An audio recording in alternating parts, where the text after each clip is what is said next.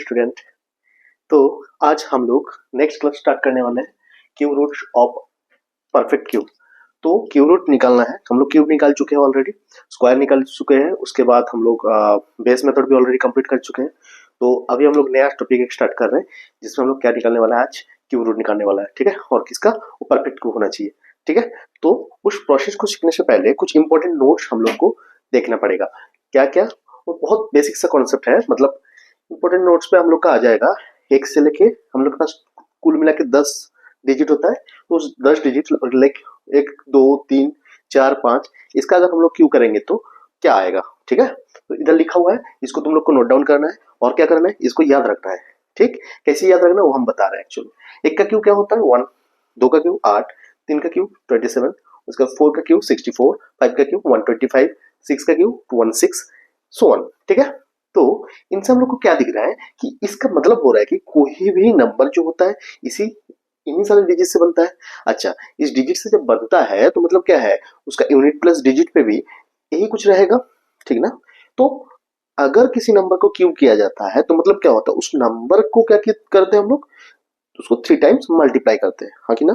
तो अगर 3 times multiply किया जाएगा तो मतलब मल्टीप्लीकेशन के बाद जो हम लोग को दिखेगा तो उसमें क्या होगा कि सर, उसमें जो होगा मतलब लाइक अगर हम तुमको बोलेंगे कि 25 इंटू 25, तो मतलब क्या 5 इंटू 5 25, तो 5 जो है ये क्या होगा, आगे कैरी फॉरवर्ड होगा, मतलब यही यूनिट डिजिट होने वाला है, यही क्या होगा, यूनिट डिजिट बनने वाला है ना। समझे बात को।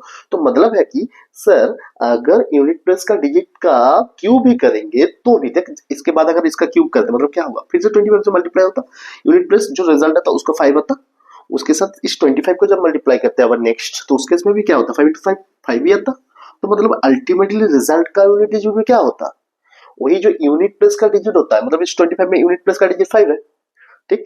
तो उसी का रिप्लेस करके मतलब उसका क्यूब जो होगा, उस क्यूब का जो यूनिट प्लस का डिजिट होगा वही ना आ रहा है। समझे बात को। तो मतलब ये है कि कोई भी नंबर हो, अगर उस नंबर का हम लोग क्यूब करेंगे तो उस नंबर का यूनिट डिजिट जो होगा मतलब रिजल्ट का, ठीक, उस नंबर का क्यूब करने के बाद उस रिजल्ट का जो यूनिट डिजिट होगा वो क्या होगा, वो क्या होगा, वो होगा तुम्हारा उस नंबर का जो यूनिट डिजिट है उनका क्यूब कर दो। मतलब देखो 25 का अगर क्यूब हम लोग करेंगे तो 25 में से 5 जो यूनिट डिजिट है उनका जब हम लोग क्यूब करेंगे, उनका जो यूनिट डिजिट है और 25 का जब तुम रिजल्ट निकालोगे उनका भी जो रिजल्टेंट आएगा ना, उसका भी यूनिट डिजिट क्या होने वाला है, सेम आने वाला है। बात समझियो। तो उस बेसिस पे मतलब ऐसा है कि कोई भी नंबर के, जैसे कि अगर हम तुमको बोलेंगे कि 11, 11 छोड़ते हैं, इसको अगर मान लीजिए 14 लिखा है मैंने, 14 का अगर तुमको क्यूब करने देंगे तो क्या होगा सर, 14 इंटू 14 इंटू 14 होगा, क्लियर ना। अच्छा, इस 14 इंटू 14 को मल्टीप्लाई करेगा तो 4 4 16, 16 का 6 होगा, मतलब इन दोनों को मल्टीप्लाई करने के बाद जो यूनिट डिजिट आने वाला है वो क्या होगा, 6 होगा मेरा। अच्छा, इस 6 के साथ इस 4 को फिर से मल्टीप्लाई, तो 14 को मल्टीप्लाई करना पड़ेगा, तो मतलब 4 से मल्टीप्लाई होगा।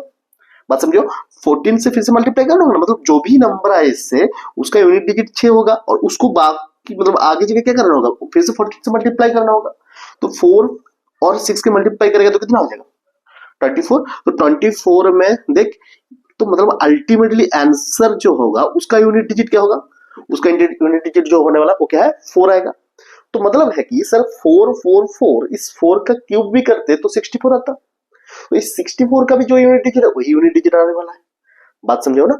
तो देखो, तो इसी हिसाब से लास्ट इधर हमने दिया है कि last digit of the cube, last digit of the cube, ठीक है, मतलब जो यूनिट प्लस का डिजिट है उसको हम लोग लिख रहे हैं। एक अगर यूनिट डिजिट दिखा, रुक जा चेंज कर लेते थोड़ा, अगर यूनिट डिजिट मेरे को एक मिला, ठीक, किसमें, क्यूब का, तो क्यूब रूट में मतलब वो किससे बना है, अगर यूनिट डिजिट 1 दिख रहा है तो वो किससे बनेगा, पॉसिबल होगा कि 1 से ही बने।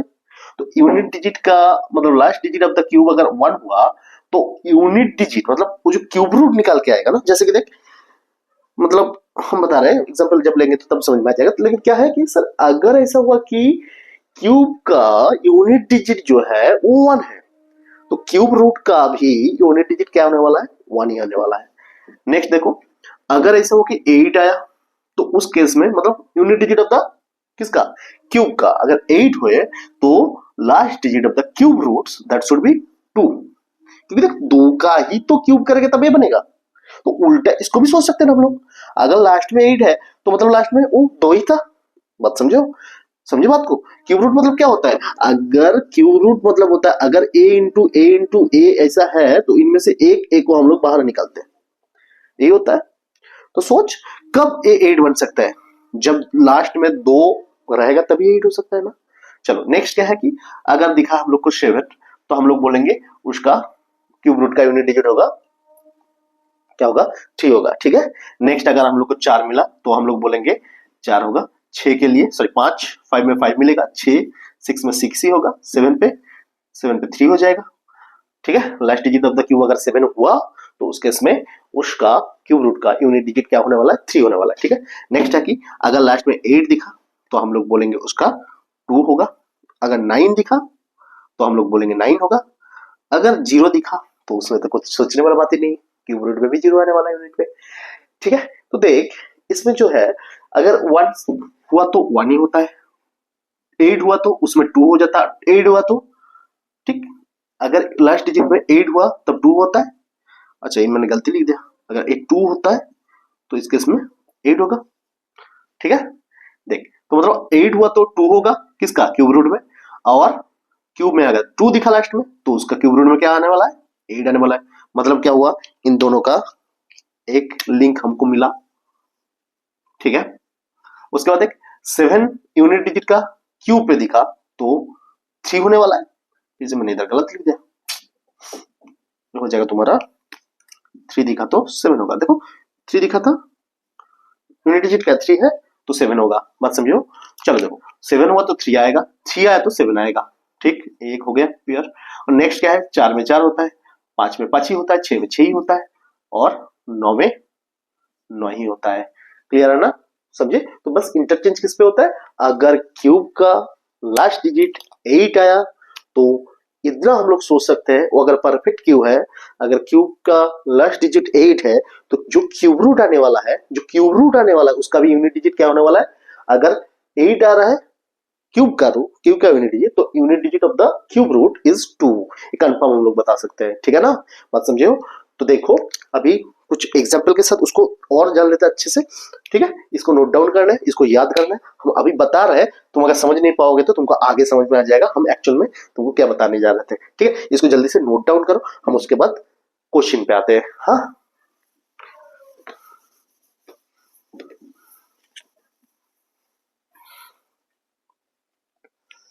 चलो देखो, तो देख इधर लिखा हुआ है कि एक नॉर्मल सा मेथड लिखा हुआ है जो, और उसके बाद लिखा है कि द वैदिक मैथमेटिक्स मेथड। तो देख नॉर्मल मेथड पे अगर हम लोग क्यू रूट निकालना चाहते हैं तो उसमें हम लोग क्या करना होता है, जो नंबर दिया जाता है उसको क्या करेंगे, फैक्टराइज करेंगे, ठीक। उसको फैक्टराइज करने के बाद जैसे हमने बोला कि क्यू रूट पे अगर हमको दिखेगा कि क्यूब रूट पे अगर हमको दिखेगा कि किसी नंबर को 3 टाइम्स रिपीटेडली मल्टीप्लाई किया गया तो उनसे एक नंबर बाहर निकल सकते हैं, ठीक। तो अगर हम किसी नंबर को फैक्टराइज करेंगे उसके बाद उसको हम क्यूब रूट के अंदर डालेंगे, देखेंगे कि उस पर अगर 3 टाइम्स मतलब उसका अगर 3 टाइम्स मल्टीप्लिकेशन हुआ है तो उससे हम एक नंबर करके निकल सकते हैं, ठीक है। सोच अगर फैक्टराइज करेंगे उसके बाद उसको देखेंगे तो मतलब ये थोड़ा सा टाइम टेकिंग होगा, ठीक है ना। लेकिन हम लोग क्या करेंगे, इस चीज को अगर याद रख पाएंगे, ठीक, और कुछ छोटा मोटा चीज याद रखना पड़ेगा तो हम लोग within a second answer दे सकते हैं कि उसका क्यूब रूट क्या होगा, ठीक है। चलो देखते हैं, ज्यादा बात ना करते हुए एक एग्जांपल के साथ इसको और अच्छे से जान लेते हैं। पहले तो हम लोग नॉर्मल मेथड देख लेंगे, उसके बाद वैदिक वाला रूट्स लगाएंगे, ठीक है। ये नंबर ले लेते हैं 3375, परफेक्ट क्यूब ही है, क्या बोला मैंने, 3375, 3375, ठीक।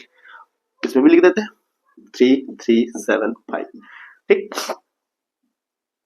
चलो तो इसका क्यूब रूट जब निकालना पड़ेगा तो हम लोग अगर नॉर्मल प्रोसेस को फॉलो करेंगे तो 3375 का हम लोग क्या करेंगे, इसका फैक्टराइज मतलब फैक्टराइज करेंगे, मतलब प्राइम फैक्टर पे तोड़ेंगे, ठीक है। पहले दिख रहा है कि 5 से जाएगा तो 5 6, उसके बाद हो जाएगा 5 5 उसके बाद नेक्स्ट 5 से फिर से जाएगा, 5 1 5, 5 3 17, उसके बाद हो जाएगा तुम्हारा 25, मतलब 5 5 25। अच्छा चलो उसके बाद 2 नहीं 7, उसके बाद 3 9 3 3। तो मतलब हम लोग को जो दिख रहा है कि इसको अगर दिखा जाएगा मतलब इसको हम लोग लिख सकते हैं, दिस शुड बी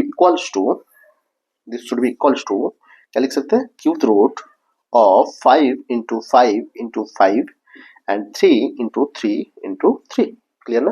तो हमको दिख रहा है कि 5 को हम लोग 3 टाइम्स मल्टीप्लाई किया, 3 को भी 3 टाइम्स मल्टीप्लाई किया, इसका मतलब क्या होगा, इनमें से एक हम लोग निकाल सकते हैं, क्या आ जाएगा, एक हो गया 5 और दूसरा आ जाएगा इधर से 3, तो इसको मल्टीप्लाई रख देंगे तो आंसर क्या हो जाएगा मेरा 15। इसमें थोड़ा सा टाइम लगा, हाँ कि ना बोल, इसमें थोड़ा सा टाइम लग गया ना। देख इतना टाइम हम नहीं लगाएंगे, कैसे तुरंत देखेंगे, देखो जैसे ही तुमको नंबर दिखेगा जिसका क्यूब रूट निकालना पड़ेगा, पहले क्या करना है, उस नंबर को लिख लो 3 7 5 3, ऐसे करना नंबर। अभी क्या करना है कि पीछे से काउंट करके 3 डिजिट को कवर करो, तो पीछे से अगर 3 डिजिट को कवर कर दिया, ठीक है, तो बाकी जो बचा हुआ क्या है, 3 बचे हैं मेरे पास, हाँ कि ना। तो इनमें क्या करना है तुमको, अभी तक क्या बोल रहे थे, अगर क्यूब का यूनिट डिजिट जो आएगा, क्यूब रूट का यूनिट डिजिट, उसका लिंकअप देखना है हमको इधर। इसमें क्यूब जो है, तो परफेक्ट क्यूब है ना, तो इसका जब क्यूब रूट निकालेंगे तो इस क्यूब का यूनिट डिजिट क्या है, इस क्यूब का अगर यूनिट डिजिट दिखा जाएगा तो यूनिट डिजिट जो है वो क्या है मेरा 5 है। तो उस हिसाब से अगर दिखा जाए तो मेरे पास जो आंसर आएगा उस क्यूब रूट का भी यूनिट डिजिट क्या होने वाला है, इतना पता चल गया कि सर यूनिट डिजिट तो 5 ही आने वाला है, इतना तो पता ही चल गया, ठीक है ना। इनसे जो आंसर निकलेगा उसका यूनिट डिजिट क्या होगा, यूनिट डिजिट क्या होगा, वो 5 आएगा, कोई दिक्कत। तो इतना सा करने के बाद इसका कम हो गया, ठीक है, इसको और नहीं सोचना है। अभी आगे क्या है मेरे पास है 3, तो इस 3 को लेके सोचो, 3 को कैसे सोचना है, इस 3 को बस तुमको देखना है किस किस का क्यूब के बीच में आता है, क्या बोला मैंने, इस जो नंबर तुमको दिख रहा है ना, जो रिमेनिंग नंबर बच जाएगा, वो नंबर जो होगा वो कौन सा ऐसा नंबर है जिसका क्यूब के बीच में आता है, बात समझ में आ रहा है। तो अगर हम 3 को देखेंगे तो 3 आता है 1 का क्यूब और 2 का क्यूब के बीच में, क्योंकि 1 का क्यूब का वैल्यू क्या होता है 1 होता है, 2 का क्यूब का वैल्यू क्या होता है 8 होता है, तो 1 और 8 के बीच में ही तो 3 आता है, बात समझो। तो हमेशा हम लोग क्या करेंगे सर, पीछे वाला जो नंबर होता है उसको ही फॉरवर्ड करेंगे, ठीक है। पीछे में कौन है 1, तो 1 हो जाएगा, ठीक है। तो आंसर क्या हो जाएगा, आंसर हो जाएगा हम लोग के पास 15, दिख रहा है, समझ में आया, हाँ कितना आसान है बोल, ठीक है ना। जल्दी देख इसको समझ ले, हम कुछ क्वेश्चन और बनाते हैं, ठीक है, लिख लिया, पॉज करके लिख लिया। तो देखो, तो क्वेश्चन उठाए 1 2 3 क्वेश्चन लिए, ठीक, इसको अच्छे से जान लेते हैं। देख पहला क्वेश्चन पे क्या है, पहला क्वेश्चन पे हम लोग दिख रहा है कि क्यू रूट ऑफ 658,503, तो पहला काम क्या करना है हमको सर, इस 658,503 का पहला काम क्या करना है, पीछे से 3 डिजिट को कवर कर दो, पीछे से 3 डिजिट को कवर किया तो बाकी रिमेनिंग नंबर को हमको देखना बस, क्लियर ना। तो पीछे का 3 डिजिट क्या बताएगा सर, पीछे का 3 डिजिट वो बताएगा क्यूब रूट का यूनिट डिजिट क्या आने वाला है, ठीक है। तो इस 3 डिजिट में से हमको दिख रहा है कि सर 503 3 है, तो 3 होगा तो उस पे क्या होता है, अगर क्यूब का यूनिट डिजिट 3 होता है, क्या होता है यूनिट डिजिट अगर 3 होता है क्यूब का, तो क्यूब रूट का यूनिट डिजिट क्या होगा 7 होगा, इतना पता चल गया। तो इसमें हम लोग बोल सकते हैं जो सर हम लोग के पास आंसर आने वाला है ना, उस आंसर का यूनिट डिजिट क्या आने वाला है 7 आने वाला है, इसमें कोई किसी को दिक्कत है नहीं है ना। तो unit digit of the answer 7 है, क्लियर। अब रिमेनिंग पार्ट क्या होगा सर, इसको देखना है, इतना सा नंबर को देखना है। अच्छा इसको देख के हमको तुरंत पता चल रहा है कि सर जो 658 आपको दिख रहा है ना, ये 658 कुछ 8 का क्यूब और 9 का क्यूब के बीच में आता है, आगे ना। 8 का क्यूब क्या है, 8 का क्यूब होता है 512 और 9 का क्यूब क्या होता है 729, ठीक है ना, इनके बीच में आता है। तो हमेशा हम इसमें से किसको कैरी करेंगे आगे सर, इनमें से हम लोग पीछे वाला को कैरी करेंगे, मतलब 8 7 ये क्या होगा तुम्हारा आंसर हो जाएगा, बात समझो, ये तुम्हारा आंसर आने वाला है, बात समझ में आया, ठीक है। ओके ओके लिखो जल्दी जल्दी से लिख लो इसको, ओके चलो नेक्स्ट लिखते हैं, नेक्स्ट वाला क्वेश्चन, नेक्स्ट हम लोग के पास है, अच्छा ये वाला क्वेश्चन, क्वेश्चन नंबर 2, चलो देखो इसको मिटा दे, ओके चलो। अच्छा क्वेश्चन नंबर 2 पे हम लोग को क्या दिख रहा है सर, सीधा सीधा क्वेश्चन नंबर 2 पे हमको जो दिख रहा है कि सर 1906624, तो ये क्या बताएगा, इनमें से इतना तो पता चल गया, अभी 4 है तो लास्ट में, तो क्यूब रूट का भी यूनिट डिजिट पे 4 आने वाला है, क्लियर ना। अभी हमको क्या देखना है सर, इस चीज को देखना है कि ये किस किस नंबर का क्यूब के बीच में आता है। अब इसमें हो जाएगा प्रॉब्लम, अगर तुम 1 से लेकर 20 तक क्यूब याद नहीं रखोगे तो प्रॉब्लम हो जाएगा। तो ये जो क्यूब आता है ना, एक 12 और 13 का क्यूब के बीच में आता है, क्या क्या बोला मैंने, 12 का क्यूब और 13 का क्यूब के बीच में आता है, ये नंबर, तो हम लोग क्या करेंगे, पीछे वालों को कैरी करेंगे, ठीक है ना। 12 का क्यूब और 13 का क्यूब के बीच में आता है, तो हम लोग करेंगे किसको, इसको, तो 12 हो जाएगा, तो ये हो जाएगा हम लोग का 124 इज योर आंसर। ओके ना, ये हो जाएगा आंसर। समझ में आया बात, कितना आसान है सोच, ठीक।